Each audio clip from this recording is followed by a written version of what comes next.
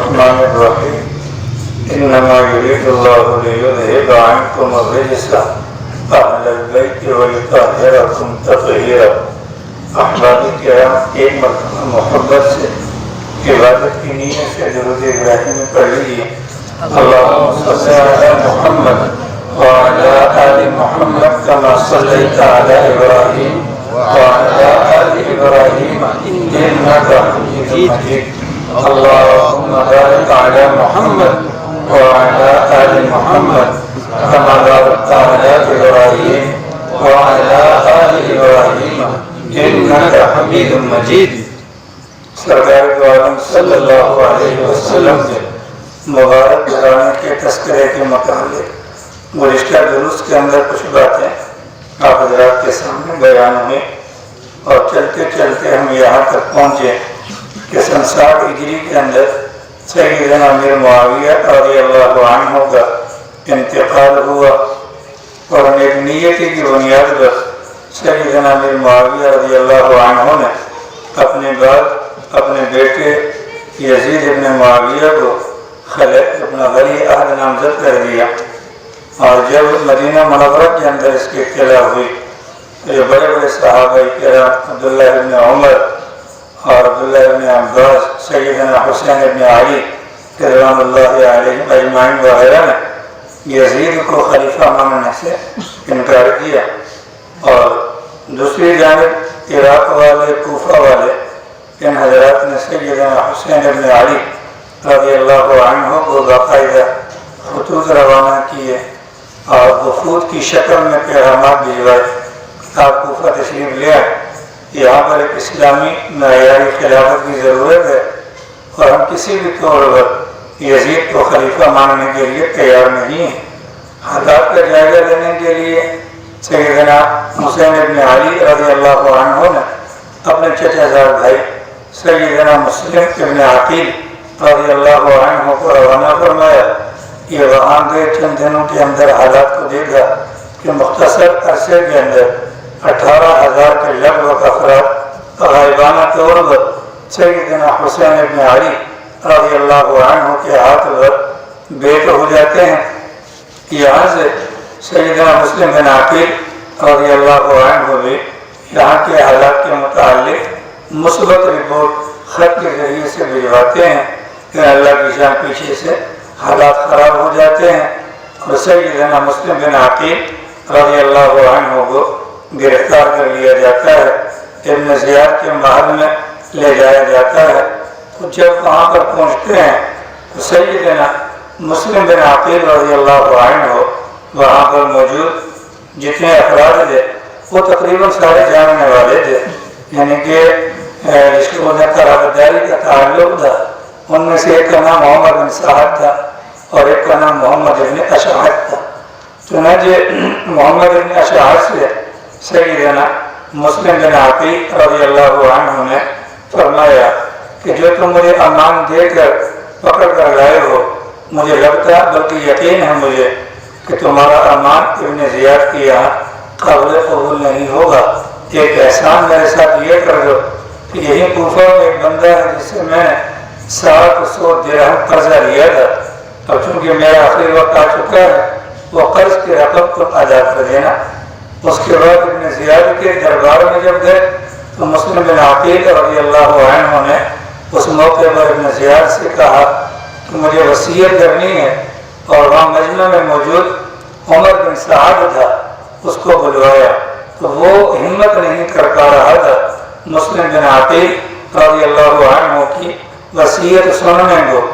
چنانچہ مسلم بن عقیل نے کہا کہ تنہائی میں آپ سے بات کرنی ہے اور اپنی وصیت کے متعلق کچھ باتیں کرنی ہیں. ابن زیاد نے اجازت دی تو عمر بن سعد مسلم بن عقیل رضی اللہ عنہ کے ساتھ سائر پر ہو گئے. اس موقع پر سیدنا مسلم بن عقیل رضی اللہ عنہ نے 2 باتوں کی وصیت کی کہ نمبر 1 جو مجھ پر قرض ہے 700 درہم کا، یہ کوفہ کے فلاں آدمی کا ہے، یہ اس کو واپس کر دیا جائے، اور دوسرا کہ یہاں سے کوئی نہ کوئی بندہ بھجوائے کہ میرے خط کے بعد سیدنا حسین ابن علی رضی اللہ عنہ جو اپنے گھر والوں کے ساتھ مکہ مکرمہ سے عراق کی طرف روانہ ہو چکے ہیں، انہیں جا کر اطلاع دے دیں کہ یہاں کے حالات اس خط کے چلے جانے کے بعد یکسر مختلف ہو گئے۔ چنانچہ عمر بن سعد نے بھی اور محمد بن اشعث نے بھی سیدنا مسلم بن عقیل رضی اللہ تعالی عنہ کی وصیت کو پورا کیا۔ ان دونوں بندوں نے بندہ بھجوانے کا وعدہ کیا تھا، لیکن وہ بندہ جو محمد بن اشعث نے بھجوایا وہ پہلے پہنچا ہے، اور عمر بن سعد کا جو معاملہ تھا وہ بعد میں ہوا۔ یہاں پر حضرت مسلم بن عقیل رضی اللہ عنہ کو دربار کی چھت کے اوپر کھڑا کر کے ان کا سر کاٹ کر نیچے پھینک دیا جاتا ہے، اور اس کے بعد جو ہانی بن عروہ تھے جن کے گھر پر سیدنا مسلم بن عقیل پوش ہوئے تھے، ان کو بلوا کر بازار کے اندر ان کا بھی سر کاٹ دیا جاتا ہے، اور سیدنا مسلم بن عقیل اور عروہ بن ہانی ان دونوں کے سروں کو ابن زیاد یزید کے پاس بھجواتا ہے۔ یزید بڑا خوش ہوا اور اس نے شکریہ کا خط لکھا، اور ساتھ میں یہ بھی کہا کہ مجھے اطلاع ملی ہے کہ حسین ابن علی مکہ مکرمہ سے عراق کی طرف روانہ ہو گئے ہیں، لہذا آگے بڑھ کر ان کا راستہ روکا جائے۔ دوسری جانب مکہ مکرمہ میں حضرت حسین رضی اللہ عنہ اپنے گھر والوں کے ساتھ موجود ہیں، اور کوفہ والوں کے خط بھی آ رہے ہیں اور ان کے وقت بھی آ رہے ہیں، لیکن جب مسلم بن عقیل رضی اللہ عنہ نے وہاں سے مثبت رپورٹ بھیجی تو یہاں سے سیدنا حسین ابن علی رضی اللہ عنہ نے بھی جانے کا ارادہ پکا کر لیا۔ چنانچہ خط جب پہنچا تو خط کے پہنچنے کے بعد حضرت والا خود اور ان کے گھر والے تیار ہوئے، اور تقریباً 72 افراد ٹوٹل ان کے حمایتی وغیرہ 21 افراد وہ تھے جو حضرت حسین ابن علی رضی اللہ عنہ کے گھرانے کے، مطلب کچھ حضرت کی اولاد دی، کچھ حضرت کے باپ شریک بھائی تھے، کچھ سیدنا حسن کی اولاد دی، کچھ حضرت عقیل کی اولاد دی، کچھ حضرت جعفر کی اولاد دی۔ 21 افراد تو وہ ہیں جو اہل بیت کے گھرانے کے ہیں، اور باقی ان کے علاوہ کچھ وہ تھے جو سیدنا حسین ابن علی رضی اللہ تعالی عنہ کے حمایتی تھے۔ یہ 72 آدمیوں کا قافلہ یہاں سے روانہ ہوا، جس میں 23 افراد وہ تھے جو گھوڑوں پر سوار تھے، اور 40 افراد وہ تھے جو پیادل تھے۔ مکہ مکرمہ سے نکلنے لگے تو جو ہی ان کے ارادے کے متعلق پتہ چلا تو مختلف حضرات صحابہ کرام نے ان کو اس سفر سے منع کیا۔ چنانچہ عمر بن عبد الرحمن رضی اللہ عنہ تشریف لائے اور آ کر حضرت والا آپ کہاں جا رہے ہیں؟ بتلایا کوفہ۔ کیا وجہ ہے؟ تو بتلایا کہ ان لوگوں نے مجھے بلوایا ہے، ایک معیاری اسلامی خلافت کے قیام کے پیش نظر مجھے وہاں جانا ہے۔ عمر بن عبد الرحمن رضی اللہ عنہ نے مشورہ دیا حضرت والا آپ ایسے علاقے میں جا رہے ہیں جہاں پر یزید کی حکومت ہے، اور تمام کے تمام علاقوں میں اس کے حکام اور اس کے عمراء موجود ہیں۔ اگر آپ نے جانا ہی ہے تو پہلے کوفہ والوں سے کہیے کہ وہ جو یزید کے حکمران تمہارے سروں پر مسلط ہیں پہلے ان کو اپنے شہروں سے نکالے، اس کے بعد آپ چلے جائیں۔ اب ان حکام کی موجودگی میں آپ کا وہاں چلے جانا یہ کسی بھی طور پر مناسب نہیں ہے۔ حضرت حسین ابن علی رضی اللہ عنہ نے فرمایا میں آپ کے مشورے کا لحاظ کروں گا اور اس کے بارے میں سوچ بچار کروں گا۔ سیدنا عبداللہ ابن عباس رضی اللہ عنہ کو پتہ چلا حضرت جانا چاہتے ہیں، آ کر پوچھا کہ یہ میں کیا خبر سن رہا ہوں؟ حضرت نے فرمایا کہ میں جانے کا ارادہ کر چکا ہوں۔ عبداللہ ابن عباس رضی اللہ عنہ نے بھی وہی بات ارشاد فرمائی کہ حضرت اس سفر کے اندر آپ کی ہلاکت اور آپ کے گھر والوں کی ہلاکت کا مجھے اندیشہ ہے۔ اس موقع پر بھی سیدنا حسین ابن علی رضی اللہ عنہ نے فرمایا ٹھیک ہے، آپ کے مشورے کے بارے میں بھی غور و فکر کیا جائے گا۔ دوسرے دن عبداللہ ابن عباس دوبارہ تشریف لے آتے ہیں اور فرمایا کہ حضرت میں نے بہت چاہا کہ میں صبر کروں پر صبر مجھ سے ہوتا نہیں ہے، اللہ کے لیے آپ اپنے فیصلے پر نظر ثانی فرمائے۔ لیکن اس موقع پر سیدنا حسین ابن علی رضی اللہ عنہ فرمانے لگے کہ میں ایک نیک نیتی کی بنیاد پر میں جا رہا ہوں۔ عبداللہ ابن عباس رضی اللہ تعالی عنہ کہنے لگے اگر آپ نے ارادہ کر ہی لیا ہے جانے کا تو اللہ کے لیے کم از کم اپنے گھر والوں کو، عورتوں کو ساتھ مت لے کر جائیں۔ مجھے ڈر لگ رہا ہے ایسا نہ ہو کہ آپ بھی اپنے گھر کے بچوں اور عورتوں کے سامنے اسی انداز سے شہید کر دیے جائیں جس انداز سے سیدنا عثمان ابن عفان رضی اللہ عنہ کو شہید کیا گیا تھا۔ چنانچہ حضرت والا نے فرمایا ٹھیک ہے، آپ کی رائے قابل احترام، اس حوالے سے میں اللہ رب العالمین سے استخارہ کروں گا۔ یہ مشورہ دینے کے بعد حضرت والا جو ہی باہر نکلے تو سیدنا عبداللہ بن جابر رضی اللہ عنہ کو پتہ چلا، انہوں نے فوراً خط لکھا اور اپنے بیٹے کو روانہ کیا اور حضرت حسین کو اللہ کا واسطہ دیا کہ جب تک میں نہ پہنچ جاؤں آپ جہاں پر ہیں آپ وہیں پر رک جائیں۔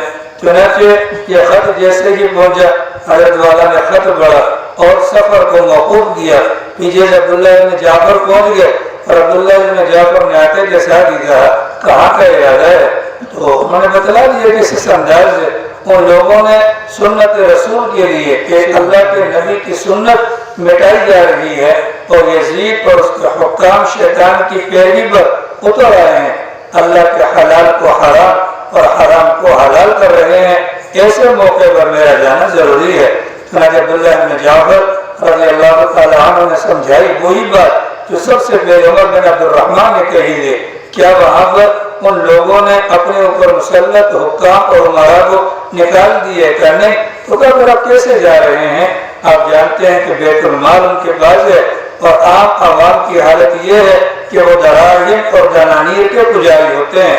مجھے بہت زیادہ ڈر لگ رہا ہے، آپ اللہ کا واسطہ رک جائیے۔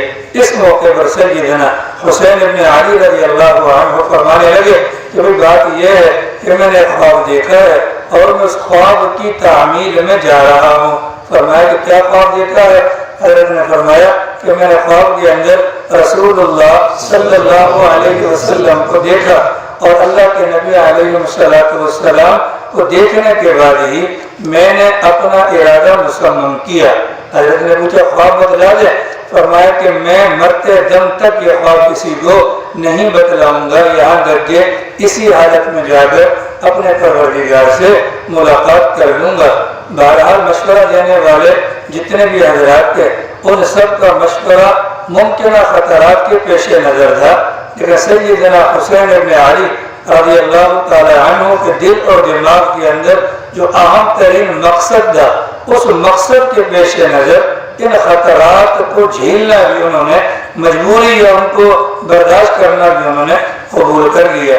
مکہ مکرمہ سے نکلے اس زمانے کے اندر عرب کا ایک مشہور شاعر تھا، کتابوں کے اندر اس کا نام فرزدق آتا ہے، بڑا تجربہ کار بھی تھا، عرب کے لوگ اس کو واقف کار بھی سمجھتے تھے۔ حضرت حسین کی ملاقات ہوئی تو سیدنا حسین ابن علی رضی اللہ عنہ سے اس نے پوچھا کہ حضرت کہاں جانے کا ارادہ ہے؟ حضرت والا نے اس کی بات کو کاٹا اور الٹا اس سے سوال پوچھا کہ یہ بتلائیں آپ نے عراق والوں کو اور کوفہ والوں کو کس حال میں پایا یا کس حال میں چھوڑ کر آپ وہاں سے آئے؟ تو فرزدق شاعر کہنے لگا اچھا کیا کہ آپ نے ایک تجربہ کار اور واقف کار آدمی سے حالات معلوم کیے۔ تو میں آپ کو بتائی دیتا ہوں کہ میں نے اہل عراق اور کوفہ کو دیکھا کہ بلا شبہ ان کے دل آپ کے ساتھ ہیں لیکن ان کی تلواریں بنو امیہ کے ساتھ ہیں۔ ان کے دل تو آپ کے ساتھ ہیں لیکن ان کی تلواریں بنو امیہ کے ساتھ ہیں۔ حضرت حسین ابن علی رضی اللہ تعالی عنہ نے فرزدق شاعر کی بات سنی اور اس کے بعد کہا کہ تم نے سچ کہا اور یہ سفر آگے کو جاری کرنا شروع فرما دیا۔ یہاں سے نکل کر آگے ایک جگہ آتی ہے جس کا نام کتابوں میں حاجر آتا ہے۔ اس جگہ پہنچ کر سیدنا حسین ابن علی رضی اللہ عنہ نے پہلی مرتبہ یہاں سے قاصد روانہ کیا۔ وہ کوفہ والوں کے 150 خط اور وفود اور مسلم بن عقیل کا خط اس سے پہلے جواب نہیں دیا گیا تھا۔ یہ پہلا موقع تھا کہ سیدنا حسین ابن علی رضی اللہ عنہ نے یہاں سے خط لکھا اہل کوفہ کے نام اور ان خط کو روانہ کیا۔ صحابی تو نہیں دیکھا، تابعی تھے، ان کا نام قیس تھا، ان کو یہ خط دے کر بھجوا دیا گیا۔ جب یہ خط لے کر گئے دوسری طرف کہانی یہ لی ابن زیاد نے کہ مسلم بن عقیل کو اور علی بن عروہ کو قتل کر کے ان کے سر جب وہاں بھجوائے گئے، ابن زیاد کو یزید نے کہا کہ حسین کا راستہ روکا جائے۔ ابن زیاد نے اپنے پولیس کا جو بڑا تھا چیف تھا، حسین ابن نمیر اس کا نام تھا، اس کو قادسیہ سے آگے بھجوایا کہ حسین کا راستہ روک دیا جائے۔ چنانچہ 1000 بندوں کی فوج لے کر وہاں پر پہلے سے پڑاؤ ڈال دیا گیا تھا حسین ابن نمیر کی پولیس نے۔ چنانچہ یہ جو قاصد حضرت حسین ابن علی رضی اللہ تعالی عنہ کی جانب سے آگے جاتے ہیں، ان کو پکڑ لیا جاتا ہے۔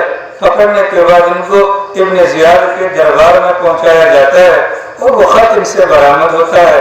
ابن زیاد نے ان کے متعلق کہا ان کو چھت پر چڑھا دیا جائے، اور پھر اس قیس نامی جو وہ تھے قاصد تھے اس سے کہا کہ تم چھت پر چڑھو اور حسین کو گالیاں دو، ان پر لعن طعن کرو۔ یہ جو اوپر چڑھتے ہیں، اوپر چڑھنے کے بعد انہوں نے کوفہ والے سارے جمع تھے ابن زیاد کے دربار کے دائیں بائیں، انہوں نے اوپر چڑھ کر پہلے اللہ کی حمد و ثنا کی اور اس کے بعد حمد و ثنا کی، اور حمد و ثنا کرنے کے بعد انہوں نے کہا بآواز بلند، لوگوں کوفہ والوں میں تیس ہوں، حسین ابن علی رضی اللہ عنہ کا بھیجا ہوا قاصد ہوں۔ میں تمہیں بتلانا چاہتا ہوں کہ تمہارے خطوط اور تمہاری دعوت پر حسین ابن علی رضی اللہ عنہ مکہ مکرمہ سے روانہ ہو کر مقام حاضر تک پہنچ گئے ہیں اور وہ آنے ہی والے ہیں، لہذا تم نے جو دعوت دے کر ان کو بلوایا تھا اب تم ان کا استقبال کرنا۔ یہ بات کہنے کے بعد ابن زیاد پر لعنت کی، سیدنا علی رضی اللہ تعالی عنہ کے لیے دعا فرمائی۔ ابن زیاد نیچے سن رہا تھا، اس کی سیٹی گم ہو گئی کہ کتنا بہادر آدمی ہے۔ غصے کے عالم میں اس نے لوگوں سے کہا ان کو اٹھا کر نیچے پٹک دیا جائے۔ چنانچہ اس قاصد کو اٹھا کر نیچے پٹک دیا گیا اور ان کے جسم کے ٹکڑے ٹکڑے کروا دیے گئے۔ یہ وہ قاصد کو بھی قتل کر دیا گیا۔ اب اللہ کی شان یہ ہے، مقام حاضر سے روانہ ہوتے آگے تو وہ جو محمد ابن اشعث جس سے مسلم بن عقیل نے کہا تھا حسین ابن علی کو اطلاع کر دینا کہ جہاں پر ہیں وہیں سے واپس ہو جائیں۔ جو حالات میں نے آپ کو بتلائے تھے وہ حالات یکسر مختلف ہو چکے ہیں۔ یہاں سے آگے چل کر مقام عربیہ پر پہنچتے ہیں تو محمد ابن اشعث کا وہ جو قاصد ہوتا ہے وہ آتا ہے اور وہ آ کر خط تھما دیتا ہے کہ مسلم بن عقیل کی طرف سے خط آیا اور اس کے اندر ان کی شہادت کی خبر اور وہاں کے لوگوں کے حالات۔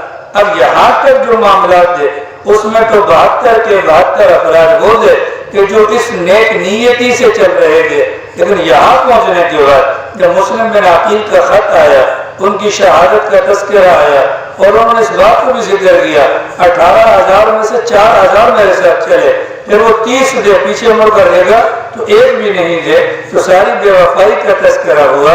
اب جب وہ خط کے اندر سارے حالات دیکھے تو سیدنا حسین ابن علی رضی اللہ عنہ نے اس موقع پر ارشاد فرمایا کہ بھائی حالات تمہارے سامنے ہیں، اب تم میں سے جو بندہ بھی واپس ہونا چاہے وہ واپس ہو جائے، میں کسی کو زبردستی اپنے ساتھ نہیں لے کر جانا چاہتا۔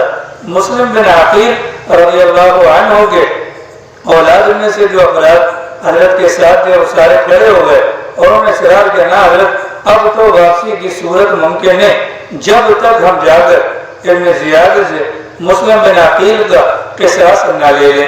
بعض لوگوں کی یہ رائے ہوئی، بعض لوگوں نے یہ کہا مجمع کے اندر سے کہ حضرت والا وہ مسلم بن عقیل تھے، ان کے ساتھ دھوکہ ہوا، آپ کی شان ان کے مقابلے میں الگ تھلگ ہے، آپ جائیں گے یہ کوفہ والے سارے آپ کے ہم نوا بن جائیں گے۔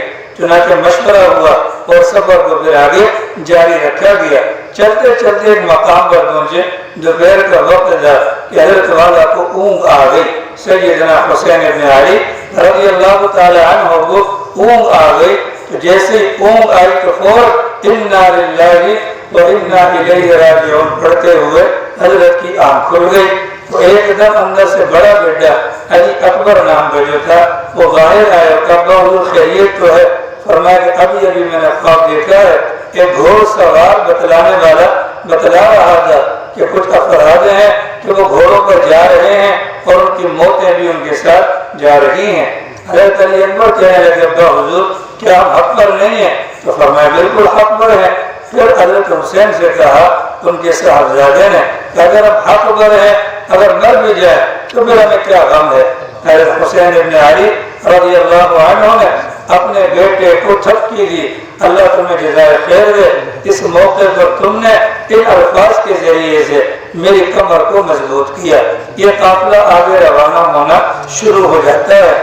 دوسری جانب سے ابن زیاد نے حسین ابن نمیر کو جو بھجوایا تھا، اس نے قادسیہ سے آگے حر ابن یزید نامی ایک صاحب تھے، اچھے آدمی تھے، ان کو 1000 فوجی دستہ دے کر بھجوایا کہ جائیے حسین کا راستہ روک لیجیے۔ اب جب یہ جا رہے ہیں آگے، اس 1000 فوجی دستے نے راستہ روک لیا۔ ظہر کی نماز کا وقت ہوا چاہتا ہے، ابھی تک ان کی بات چیت کوئی بھی آپس میں نہیں ہوئی۔ جب یہ حضرات یہاں سے گئے، حضرت حسین ابن علی رضی اللہ عنہ نے ظہر کے لیے اپنے مؤذن سے کہا اذان دی جائے۔ اذان ہو گئی، اپنے مؤذن سے کہا اقامت کہی جائے، اقامت ہو گئی۔ اس کے بعد سیدنا حسین ابن علی رضی اللہ عنہ مصلی پر آئے اور فریق مخالف کو مخاطب کرتے ہوئے کہا ہاں بھائی آپ لوگ نماز الگ پڑھیں گے یا ہمارے ساتھ پڑھیں گے؟ انہوں نے کہا نماز آپ کے ساتھ ہی پڑھیں گے۔ چنانچہ 1000 وہ اور 72 افراد لیے سیدنا حسین ابن علی رضی اللہ تعالی عنہ کی اقتداء کے اندر ظہر کی نماز ادا فرماتے ہیں۔ پڑاؤ کیا ہوا ہے، آگے نہیں جا رہے۔ عصر کی نماز کا وقت ہوا، سیم وہی معاملات ہوئے۔ حضرت حسین کے مؤذن نے اذان کہی، اقامت کہی، نماز کا معاملہ ہوا، ان سب نے حضرت حسین کے پیچھے نماز ادا کی۔ اب اس نماز کے بعد یہ پہلا موقع تھا کہ سیدنا حسین ابن علی رضی اللہ تعالی عنہ نے وہاں پر کھڑے ہو کر خطبہ ارشاد فرمایا۔ خطبے کے اندر ظاہر سامنے 1000 بندہ ہے، ان میں سے کسی کو نہیں پتا کہ معاملات کیا ہیں، کہ یہ کیوں آئے، کس لیے آئے۔ چنانچہ سیدنا حسین ابن علی رضی اللہ تعالی عنہ نے کھڑے ہو کر اپنے آنے کے مقاصد کو واضح کیا۔ اس مجمع نے بیان سنا، لیکن کوئی انہوں نے آگے سے نہ ہوں کیا نہ ہاں کیا، نہ انہوں نے رد کیا نہ تائید کی۔ چنانچہ خود ابن یزید جو تھے بعد میں مسلمان تھے، بعد میں اہل بیت کے ساتھ شامل ہو گئے، انہوں نے کہا کہ نہ ہمیں ان خطوط کا بدلہ، نہ ہمیں ان وفود کا بدلہ، نہ ہمیں پتہ کہ کس نے لکھا ہے، ہمیں تو حکم دیا گیا ہے کہ ہم آپ کے ساتھ چلتے رہیں، ہم یہاں تک کہ آپ کو یہاں سے کوفہ تک پہنچا دیں، پہلی بات۔ اور دوسری بات یہ ہے کہ ہمیں یہ حکم دیا گیا ہے ہم آپ کے ساتھ جنگ نہ کریں بلکہ آپ کے ساتھ ساتھ چلنا شروع کر دیں۔ حضرت حسین ابن علی رضی اللہ تعالی عنہ نے ساری پوزیشن ان کے سامنے رکھی، اب یہ آگے چلنا شروع ہو گئے۔ یہ 72 افراد جا رہے ہیں اور 1000 افراد کا لشکر ہے وہ جا رہا ہے بغیر کسی لڑائی جھگڑے کے، آگے چلے جا رہے ہیں سفر کرتے کرتے، چونکہ یہ ساتھ میں چپکے ہوئے ہیں۔ اب حضرت حسین ایک خطبہ ارشاد فرما چکے ہیں، اس کے اندر اپنی آنے کی وجہ بتلا چکے ہیں۔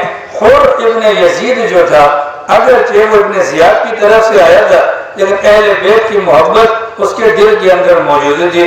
حضرت حسین نے اس کے سامنے مزید بات کو کھولا اور ارشاد فرمایا کہ دیکھو بھائی بات یہ ہے کہ اگر آپ لوگ اب اپنے وعدوں سے مکر گئے ہو جن لوگوں نے لکھے تھے تو پھر ٹھیک ہے، آسان صورت یہ ہے کہ آپ ایسا کر لیں، ہمارے لیے راستہ چھوڑ دیں، ہم جہاں سے آئے تھے ہم وہیں پر چلے جاتے ہیں۔ ایسا بھی تو ممکن ہے نا، کیونکہ دشمن میرے خون کا پیاسا ہے، میری وجہ سے 72 آدمی کیوں موت کے گھاٹ اتارے جائے، لہذا بہتر یہ ہے کہ راستہ چھوڑ دیا جائے۔ چنانچہ حر ابن یزید نے کہا حضرت والا بات یہ ہے وہ ایسا راستہ نکالے کہ آپ بھی بچ جائیں، یہ بھی بچ جائے، میں بھی بچ جاؤں اور یہ بھی بچ جائے، درمیانی راستہ۔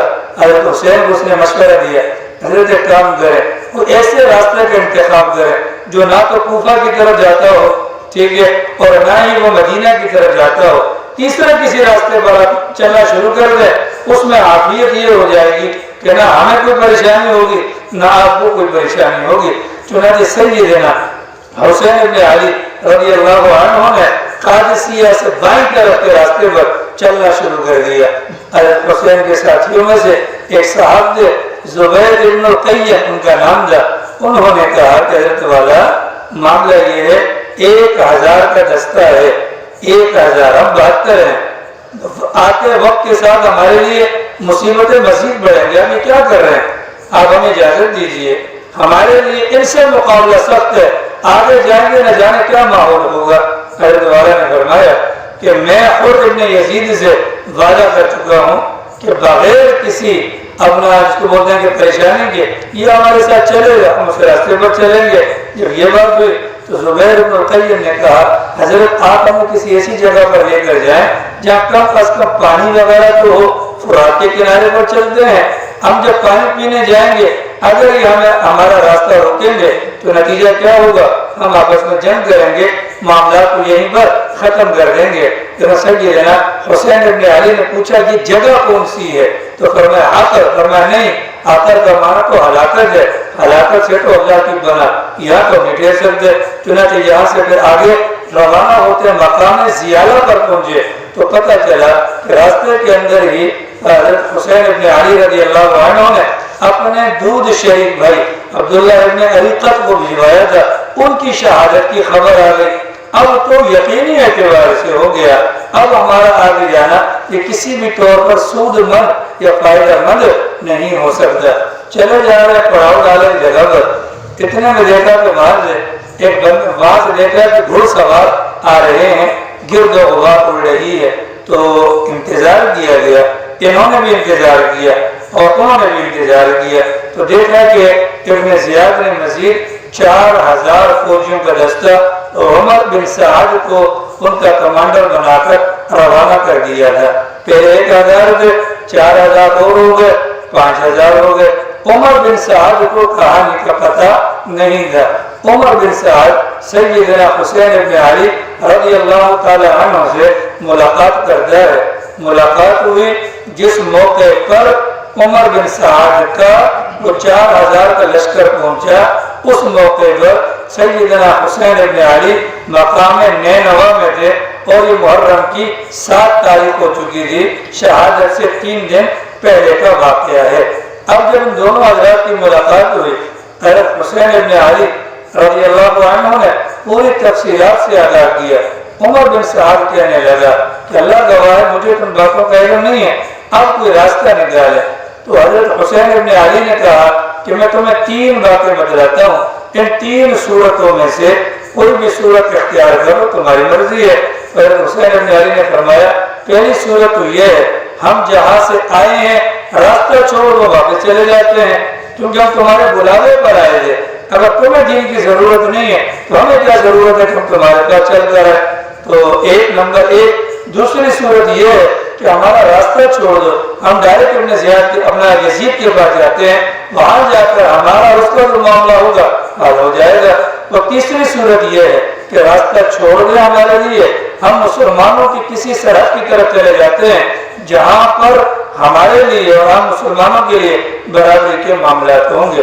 عمر بن سعد کو تینوں باتیں پسند آ گئی، اس نے کہا کہ یہ تو بہترین صورت ہے، اس میں ابن زیاد کا مقصد بھی پورا ہو جائے گا، یزید کا مقصد بھی پورا ہو جائے گا اور مسلمان باہمی قتل و قتال سے بچ جائیں گے۔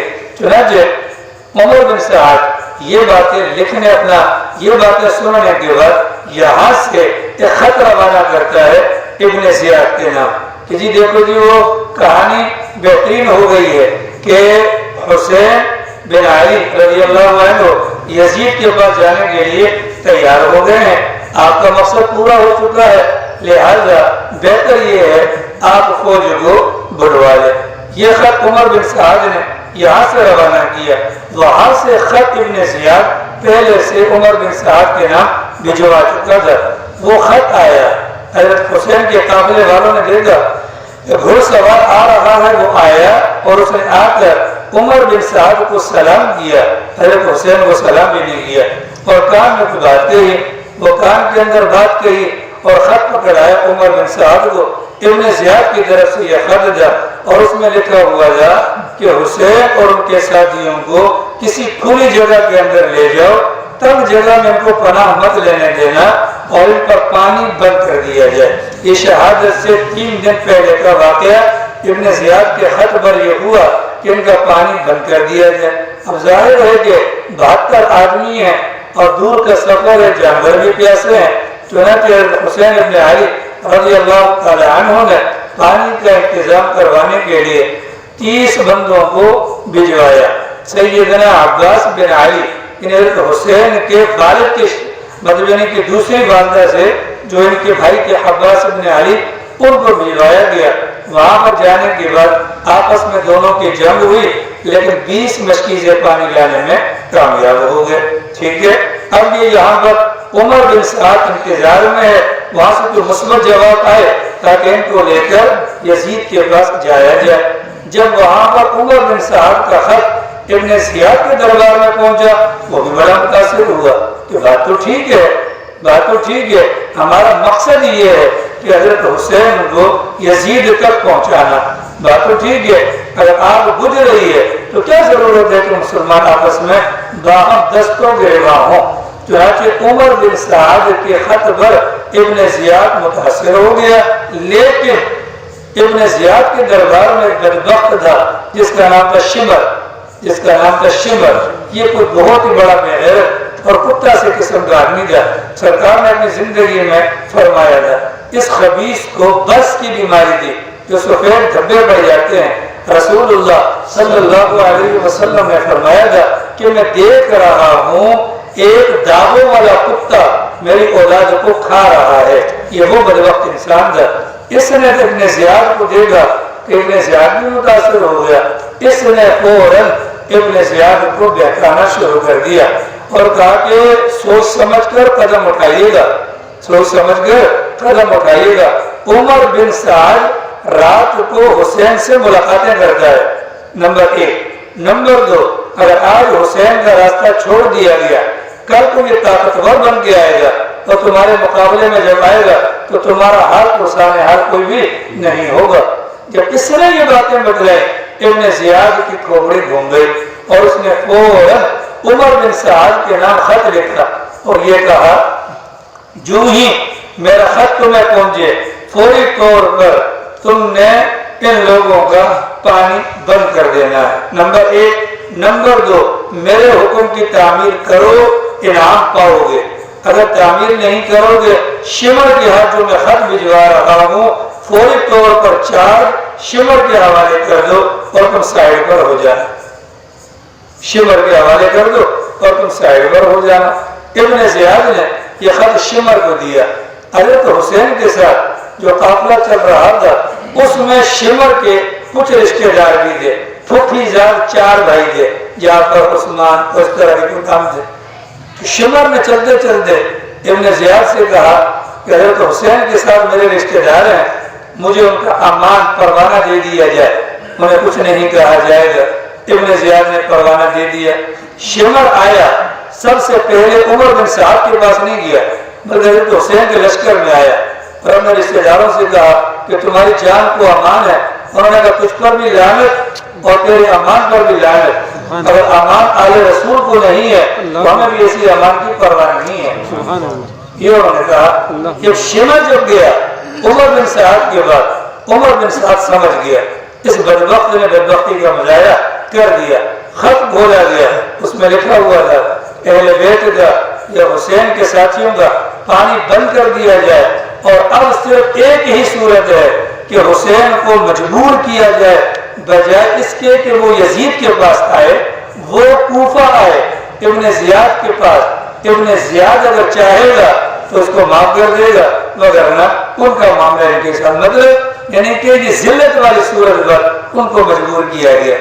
عمر بن سعد سمجھ گیا کہ یہ شمر نے گند کیا ہے مگر نہ آگ بجھ سکتی تھی، چنانچہ عمر بن سعد وہ خط لے کر حضرت حسین کے پاس جاتا ہے اور جا کر کے حضرت والا اب میرے لیے مجبوری ہے، شمر بدبخت نے گند کر دیا، جاسوس میرے سر پر کھڑا ہے، یہ آپ کے لیے پیغام آیا ہے، آپ اگر ابن زیاد کے پاس جانا چاہیں ہم آپ کو لے جائیں گے مگر نہ آپ کو آگے جانے نہیں دیں گے۔ اس موقع پر سیدنا حسین ابن علی رضی اللہ عنہ نے فرمایا اس ذلت سے تو موت ہی بہتر ہے، اس ذلت سے تو موت ہی بہتر ہے کہ ہم یہاں سے جائیں اور جا کر ابن زیاد کے ہاتھوں پر بیٹھ کر۔ اللہ کی جان 7 کو خط لکھا تھا، 7 محرم کو عمر بن سعد نے ابن زیاد کو، وہاں سے شمر جو خط لے کر آیا کہ 9 محرم الحرام کی رات تھی، شمر آ گیا۔ شمر آیا جب تو شام کا وقت تھا، تو شام کے وقت میں آیا جیسے ہی یہ، اب تو یقینی بات ہے ابن زیاد کے بعد جانا ہے تو ٹھیک، مگر نہ ان کے ساتھ قتل و قتال کرنا ہے۔ ایک طرف 5000 ہے اور ایک طرف خالی 72 آدمی ہیں۔ جب حضرت حسین نے ابن زیاد کے بعد جانا قبول نہ کیا تو موٹی سی بات ہے کہ اب تو جنگی ہونی ہے۔ چنانچہ حسین ابن علی رضی اللہ تعالی عنہ اپنے خیمے کے اندر موجود ہے، 9 محرم الحرام کی رات ہے، اتنے میں شمر اور عمر بن سعد دونوں گھوڑوں پر سوار ہو کر حضرات کے خیموں کے سامنے آ جاتے ہیں۔ حضرت عباس ابن علی جاتے ہیں، پوچھا کیا ماجرا ہے؟ کہا کہ لڑائی، اس کے علاوہ تو کوئی بات نہیں ہے، لڑائی۔ حضرت عباس ابن علی نے آ کر سیدنا حسین ابن علی رضی اللہ تعالی عنہ کو سارا ماجرا سنا دیا۔ ان کے ارادے تو یہ ہیں، حضرت حسین نے فرمایا ان سے کہو ایک دن کی ہمیں مہلت دے دو، یعنی آج رات کی مہلت دے دی جائے تاکہ ہم تھوڑا توبہ کر لیں، استغفار کر لیں، وصیت کر لیں، تہجد اور دعا کے اندر ہم اپنا وقت گزار لیں۔ اب یوں بیٹھے ہوئے ہیں، یوں بیٹھے ہوئے تھے حضرت حسین اپنے خیمے کے اندر، ہلکی سی اونگ آئی اور فوراً چیخ مار کے اٹھ گئے۔ حضرت زینب اندر خیمے کے اندر موجود تھی، وہ روتی ہوئی آئی، پوچھا کیا ہوا؟ کہا کہ ابھی ابھی رسول اللہ صلی اللہ علیہ وسلم کو خواب میں دیکھا ہے، سرکار نے فرمایا حسین آج شام کو تم ہمارے پاس آنے والے ہو۔ یہ دوسرا خواب تھا، گویا کہ فائنلی اب جو حضرات کو جانا ہی تھا۔ چنانچہ اس رات میں حضرت حسین نے اپنے گھر والوں کو بھی جمع کیا اور اپنے ساتھ آنے والوں کو بھی جمع کیا، اور جمع کرنے کے بعد ان سب کے سامنے بیان فرمایا۔ پہلی بات یہ بیان فرمائی کہ میں یہ سمجھتا ہوں اس وقت روئے زمین پر میرے ساتھیوں سے زیادہ با وفا اور نیکوکار کسی کے ساتھی ہو نہیں سکتے ہیں، یہ بات ارشاد فرمائی۔ دوسری بات یہ ارشاد فرمائی کہ بات یہ ہے کہ مجھے یہ لگتا ہے کہ بلکہ یقینی اعتبار سے کہ آج ہمارا آخری دن ہے، آخری رات ہے، کل ہم سب کے سب نے شہید ہو جانا ہے، لہذا میں آپ لوگوں سے کہہ دیتا ہوں کہ رات کے اندھیرے میں آپ لوگ جہاں جانا چاہیں چلے جائیں اور میرے گھر والوں کا بھی ہاتھ پکڑ کر لے جائیں۔ دشمن میری طلب کے اندر ہے، دشمن جب مجھے پائے گا آپ لوگوں سے وہ بدلہ نہیں لے گا۔ یہ بات کرنے کی تو حسین کے گھر والے اولاد سارے کے سارے کھڑے ہو گئے، یہ کیسے ہو سکتا ہے، ہم آپ کو چھوڑ دیں، یہ تو نہیں ہو سکتا۔ اب جب آپ نہیں رہیں گے تو آپ کے بعد زندگی کے اندر تو کوئی خیر بھی نہیں رہے گی۔ چنانچہ حضرت حسین نے حضرت مسلم بن عقیل کے بچوں سے کہا آپ کے بزرگ شہید ہو چکے ہیں، آپ لوگ اپنی جان کو ہلاکت میں نہ ڈالیں، آپ لوگ واپس چلے جائیں۔ وہ کہنے لگے ہم کیا منہ دکھائیں گے اپنے لوگوں کو کہ بڑوں کو موت کے منہ میں چھوڑ کر ہم پیچھے سے بھاگ کر آ گئے، یہ تو ناممکنات میں سے ہے۔ مسلم بن عوف سے جا کھڑے ہوئے اور کہنے لگے حضرت والا خدا کی قسم جب تک جان میں جان ہے آپ کے آگے کھڑے ہو کر ہم لڑتے رہیں گے، پیچھے پلٹنے کا تم سوچ بھی نہیں سکتے۔ یہ باتیں خیمے کے اندر ہوئی۔ اس کے بعد حضرت والا باہر گئے اور باہر جا کر پوری رات تہجد کے اندر پوری رات توبہ دعا اور استغفار وغیرہ کے اندر گزاری، اور اس کے بعد یہ رات گزری، صبح ہونا تھی تو 10 محرم کا دن تھا اور جمعۃ المبارک کا 10 محرم کی تاریخ تھی اور جمعۃ المبارک کا دن تھا۔ شمر والے عمر بن سعد والے، عمر بن سعد چونکہ یہ امیر تھا، بڑا تھا، اس بنیاد پر اس نے اپنی فوج کو 4 حصوں میں تقسیم کیا اور ہر حصے کا الگ الگ امیر بنایا۔ چنانچہ جو سب سے پہلے 1000 بندوں کا لشکر لے کر آیا تھا حر ابن یزید، اس نے شروع سے ہی اس کے دل میں اہل بیت اطہار کی محبت تھی۔ جب اس نے یہ دیکھا کہ اب تو یہ ظالم اس حد تک چلے گئے ہیں کہ ان کو شہید کر ڈالیں گے، وہ محبت ایمانی کا جذبہ بڑھا، تو وہ جو اپنے حصے کا جو اس کا لشکر تھا اس کو چھوڑ کر سیدھا حضرت حسین کی طرف وہ آ جاتے ہیں اور حسینی لشکر کے اندر شامل ہو جاتے ہیں۔ حضرت حسین رضی اللہ تعالی عنہ میدان کے اندر نکلے، اس موقع پر لوگوں کو آواز دی، لوگوں جلدی نہ کرو، لوگوں میری بات سن لو، لوگوں مجھے موقع دو، اپنے دلوں میں غور کر کے دیکھو، کیا تمہارا دل مانتا ہے کہ تمہارا مجھ پر یا میری عزت پر ہاتھ ڈالنا جائز ہو؟ کیا مجھے قتل کرنا تمہارا دل گوارا کرتا ہے؟ کیا میں محمد الرسول اللہ کے لخت جگر فاطمہ بنت محمد کا بیٹا نہیں ہوں؟ کیا میں علی المرتضیٰ کا بیٹا نہیں ہوں؟ کیا سید الشہداء حضرت حمزہ میرے والد کے چچا نہیں تھے؟ کیا تم نہیں جانتے ہو کہ جعفر بن ابی طالب میرے چچا ہیں؟ کیا تمہیں معلوم نہیں ہے کہ اللہ کے نبی علیہ السلام نے میرے اور میرے بھائی کے متعلق فرمایا کہ یہ دونوں جنت کے نوجوانوں کے سردار ہیں؟ کیا تمہیں معلوم نہیں ہے؟ ان تمام چیزوں کے بعد بھی تو میرے خون کے در پر ہو، اپنے دل سے پوچھو، کیا میں نے کسی کو قتل کیا ہے کہ تم مجھے قتل کرنے کے لیے جمع ہو؟ یا میں نے کسی کا مال لوٹا ہے کہ تم لوگ میرے ساتھ ایسا کر رہے ہو؟ تو 5000 کے لشکر میں سے سب لوگوں نے کہا کہ ہمیں ان باتوں کا علم ہے، لیکن آپ کی آمد کیوں ہے؟ حضرت والا نے کہا تمہارے بلانے پر آیا ہوں۔ ان لوگوں نے کہا یکسر مقرر ہے، ہم نے تو نہیں بلایا، سارے کوفہ والے تو یہ موجود ہے۔ حضرت والا نے 150 خطوط کی تھیلی ان کے سامنے اونڈیلی، وہ مقرر سارے کے سارے۔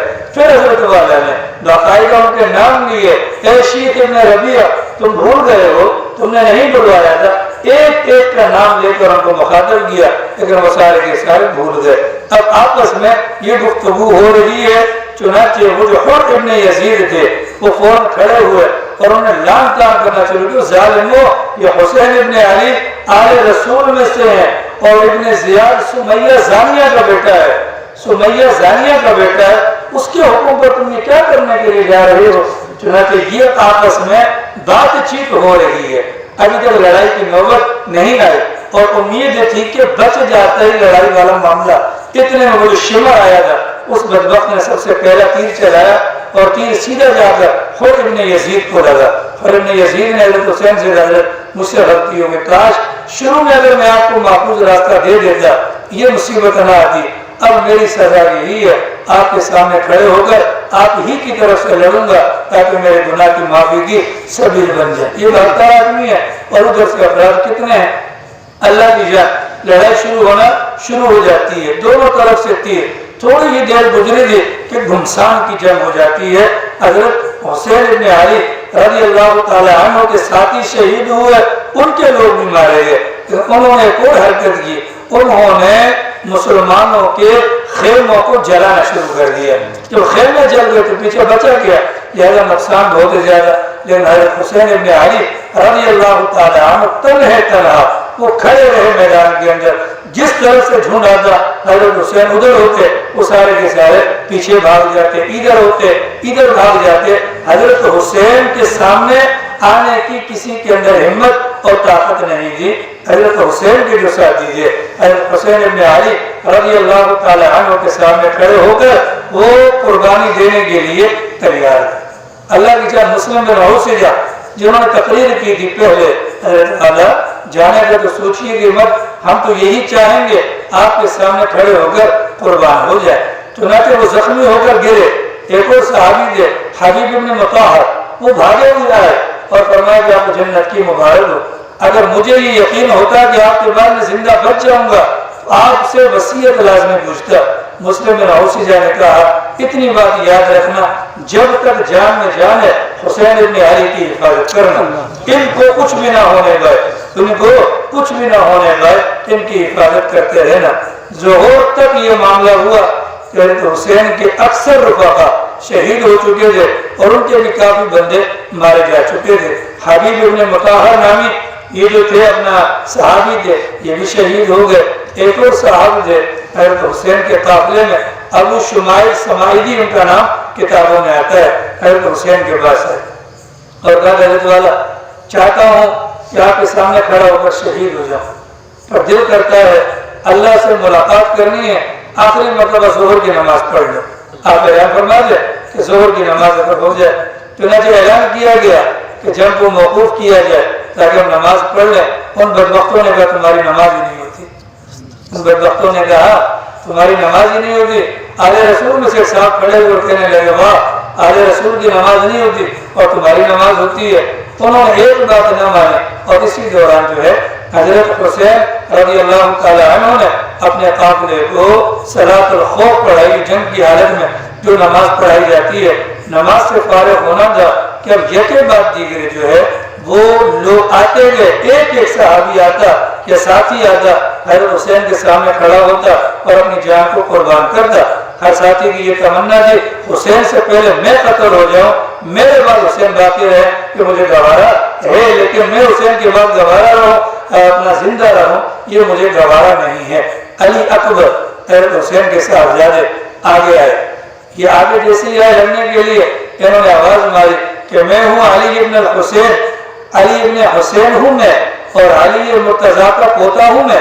چنانچہ یہ آگے بڑھے تو بدبختوں نے آگے سے ایک بدبخت تھا مرہ ابن منقر، اس نے نیزہ مارا اور حضرت کو شہید کر دیا۔ علی اکبر شہید ہوئے، کچھ بدبخت آگے بڑھے، ان کے جسم کے ٹکڑے کر دیے گئے۔ حضرت حسین آئے، ان ٹکڑوں کو جمع کیا اور اہل بیت کے جو خیمے تھے ان کے بعد لے جا کر رکھ دیا گیا۔ اس کے بعد ابھی یہاں سے اپنے بیٹے کی لاش اٹھائی دی کہ قاسم بن حسن، حضرت حسن کے صاحبزادے، ان کے پاس عمر بن سعد بدبخت آیا اور اس نے آ کر نیزہ مار کر ان کو شہید کیا۔ ان کے منہ سے نکلا یا عمہ، اے چچا جان، فوراً بھاگ کر گئے اور جا کر دیکھا تو بھتیجے کا بھی انتقال ہو گیا تھا۔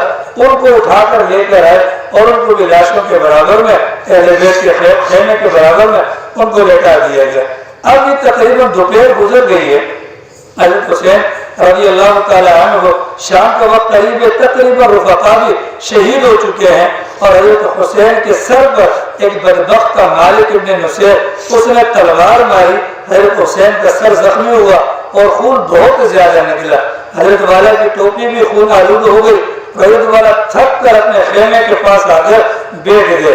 اندر سے اپنے چھوٹے بچے عبداللہ کو بلایا جس کو علی اصغر کہا جاتا ہے، تو زین العابدین، تو وہ گھر الگ ہے، عبداللہ کو بلوایا اور گود کے اندر اٹھایا جیسا کہ ان کو رخصت کر رہے ہوں، الوداع کر رہے ہوں۔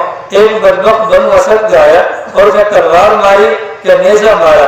عبداللہ جو دودھ پیتا بچہ گود میں تھا وہ بھی شہید ہو گئے۔ ان کی شہادت پر حضرت حسین کے صبر کا پیمانہ لبریز ہو گیا اور فوراً ان کا خون یوں اٹھایا، آسمان کی طرف کیا، پھر یہ نیچے انڈیلا اور اس کو زمین پر دلا کر کہا خدا ان ظالموں کو تو ہلاک کر دے، خدایا ان ظالموں کو تو ہلاک کر دے۔ اب جب سارا گھرانہ ہی شہید ہو چکا ہو اور اوپر سے پیاس کی شدت دی، حضرت حسین ابن علی رضی اللہ تعالی عنہ پانی لینے کے لیے روانہ ہوئے۔ فرات کے قریب جیسے گئے تو وہی حسین ابن نمیر نامی جو بدبخت تھا اس نے تیر مارا اور سیدنا حسین ابن علی رضی اللہ تعالی عنہ کی گال پر لگا، وہ گال جس کو کبھی سرکار نے چوما تھا آج وہ لہو لہان ہو گیا۔ بالکلیہ طور پر حضرت والا یعنی کہ اب مقابلے کی طاقت بھی نہیں تھی، لیکن روب اتنا تھا کہ کوئی بھی قریب آنے کو تیار نہیں ہو رہا تھا۔ شمر یہ بات سمجھ گیا کہ کوئی آگے نہیں آ رہا، تو شمر نے کہا کہ 10 بندوں کو جمع کیا کہ یک بارگی سارے حملہ کرو۔ چنانچہ شمر کے کہنے پر 10 بندوں نے یک بارگی سیدنا حسین ابن علی رضی اللہ تعالی عنہ پر حملہ کیا، جس کے نتیجے میں نواسے رسول صلی اللہ علیہ وسلم زخموں کی تاب نہ لا سکے اور وہ شہید ہو جاتے ہیں۔ جب انتقال ہوا، حضرت کی شہادت ہوئی، بدن مبارک کو دیکھا گیا، 33 زخم تیروں تلواروں کے تھے اور 34 زخم نیزوں کے تھے، شہید ہو گئے۔ شہید ہونے کے بعد شمر بدبخت آگے بڑھا اور خوری ابن یزید سے کہا ان کا سر کاٹو۔ وہ بدبخت آگے بڑھا سر کاٹنے کے لیے، اس کے ہاتھ کپ کپانا شروع ہو گئے، کاٹ نہ سکا۔ سنان ابن انس بدبخت آگے بڑھا، حضرت کیا اس نے گردن کاٹ دی۔ یہ قافلہ جو تھا خبیث، یہ سارے اب بڑے ہیں آگے کی طرف، خیموں کی طرف۔ عمر بن صاحب نے کہا خبردار، خیموں کے قریب مت جانا، عورتوں تک کسی کا ہاتھ نہ پہنچے۔ خالی حضرت کے خیمے میں ایک نوجوان بچے جو بیمار تھے، جن کو امام زین العابدین کے نام سے جانا جاتا ہے، وہ صرف باقی بچے، باقی سب کے سب کو شہید کیا گیا۔ ابن زیاد نے کہا تھا حسین کا سر کاٹا جائے، ان ظالموں نے سر کاٹا۔ ابن زیاد نے کہا تھا کہ قتل کر دینے کے بعد ان کے اوپر گھوڑے دوڑائے جائے، ان کی لاشوں کو گھوڑوں کے ٹاپوں کے نیچے روندا جائے۔ عمر بن صاحب نے یہ کام بھی کروایا اور اس کے بعد ان حضرات میں سے سیدنا حسین ابن علی رضی اللہ تعالی عنہ کا سر اٹھا کر ابن زیاد تک پہنچایا گیا. وہاں سے آگے چل گئے پھر اہل بیت کے ساتھ کیا معاملات ہوئے انشاءاللہ اس کو کل بیان کیا جائے. اللہ تعالیٰ آمین.